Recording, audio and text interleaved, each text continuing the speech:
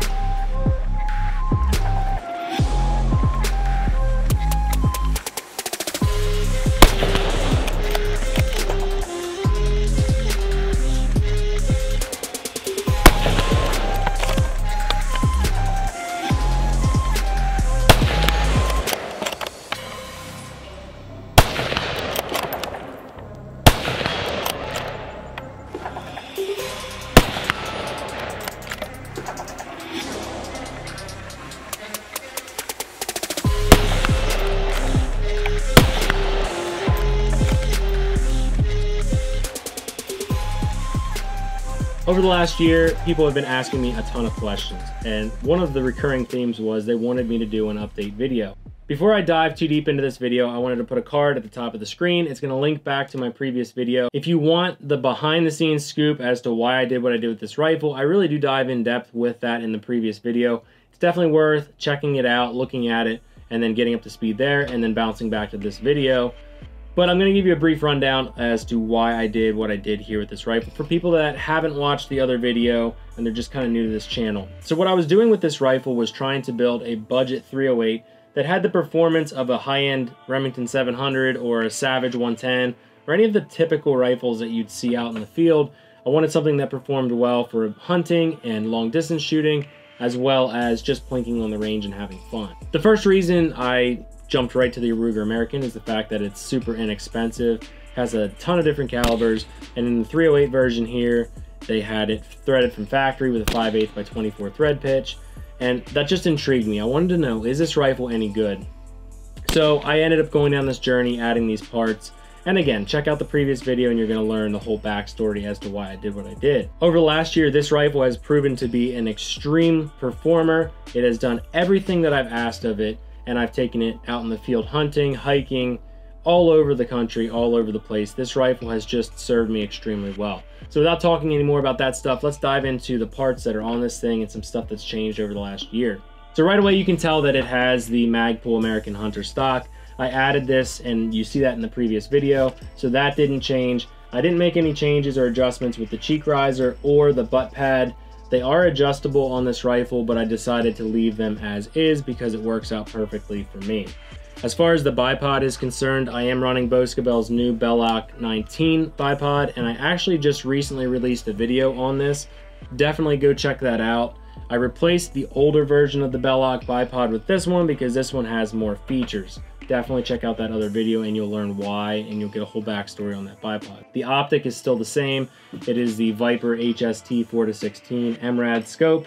This scope is really nothing fancy. As far as optics for bolt guns are concerned, it is a very high quality optic. The clarity is there. I love the fact that it has the exposed turrets, but it is a second focal plane scope.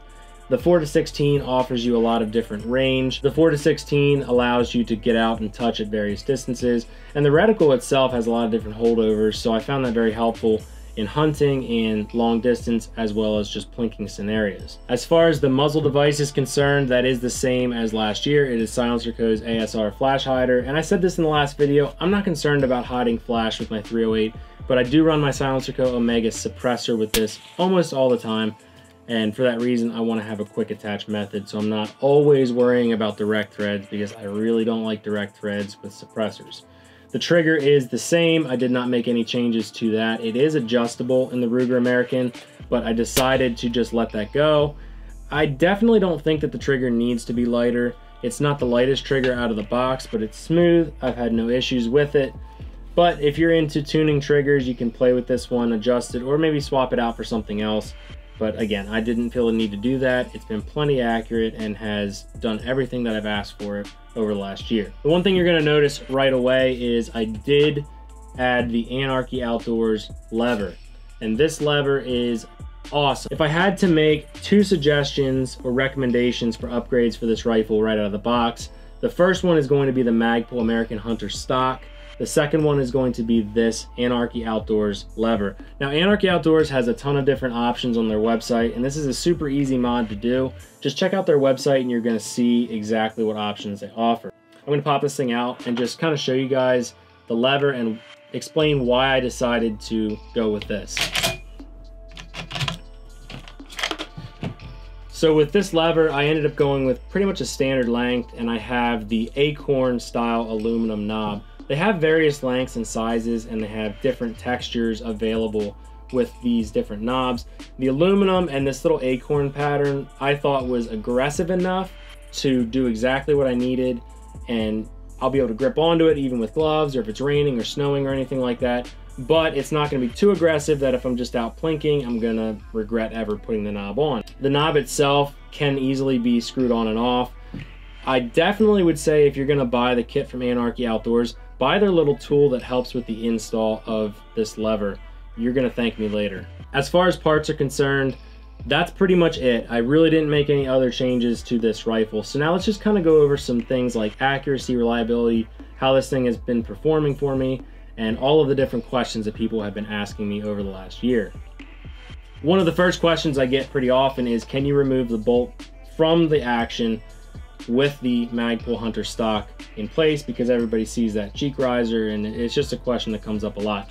As you just saw, obviously, yes, you can. The ticket here is just to have it rotated down, essentially 180 degrees away from the way the lever sits normally. Just give it a good twist and put it right back in. So yes, you can take out the bolt even with the Magpul Hunter stock in place. One of the questions people have asked me, and I get this asked of every single firearm I review, is how reliable has this rifle been? And this is going to be super short because I've had 0 problems with this rifle. I have not even had a light primer strike out of it, even during times where I've done a lot of sustained fire and it's been very dirty, or the elements have been really crappy. It's been raining, snowing. I've never had an issue with this rifle. So as far as reliability goes, even in hundreds and hundreds of rounds through this rifle, I've had no problems. I couldn't ask for more out of a budget rifle. Accuracy is something that I did not touch on much in the last video. Now, I'm not going to dive into tons of footage and things because it takes up a lot of time, and a lot of people don't want to just sit and watch me bench shooting a gun. But what I can say is at 50 yards, this rifle has 0.4 inch groups with my hand loads. And the hand loads that I am running are Hornady 150 grain SST bullets on top of H4895 powder with Hornady match brass and CCI 200 primers. This load has been the best combination of powder, brass, bullets, and primers that I have found for this rifle. And at 100 yards, I am still way less than 1 inch groups. So yes, this rifle will stack easily 1 inch groups with proper ammunition. Now, one thing I want to say is I didn't spend a lot of time shooting factory match ammo. I don't typically ever shoot factory match ammo. I hand load all of my stuff. If you want to get the most out of your rifle, I definitely would recommend you learning how to do some hand loading, get a single stage press, dive into that. It's going to become addicting.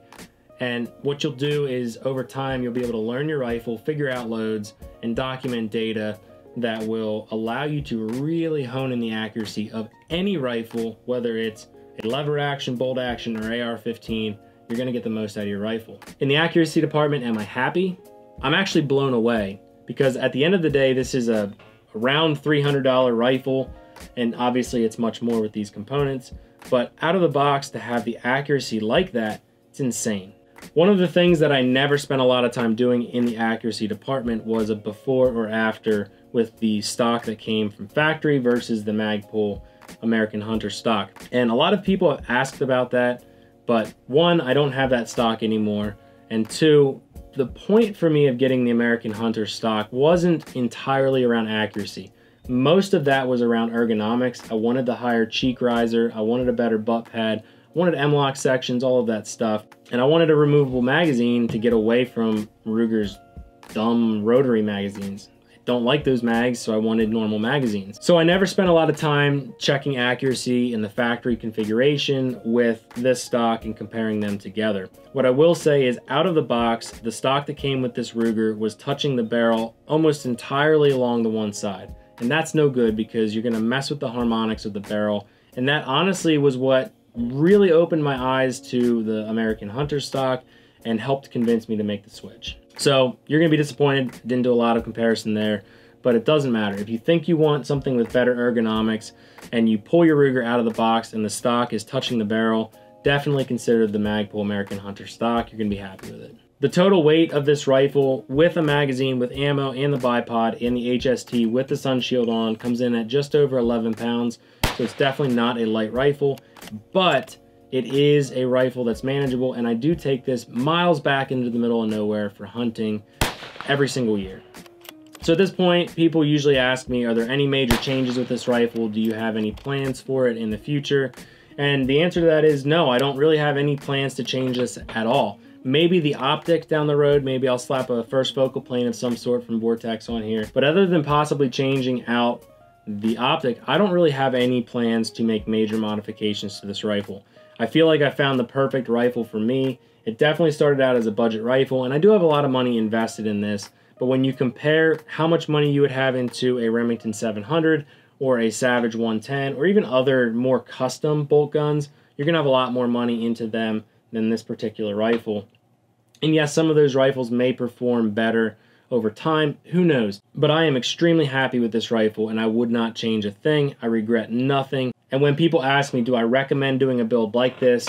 My answer is absolutely. If this makes sense for you, definitely consider it, because I have had nothing but good luck with this rifle and I'm extremely pleased with it. Guys, I hope that update was helpful for you. I hope you enjoyed it. Definitely, if you still have questions, leave them down in the comments section below. I appreciate the support. Definitely hit the subscribe button, leave me a like, and drop me a comment. Guys, I appreciate you. Stay well, stay safe. I'll see you in the next video.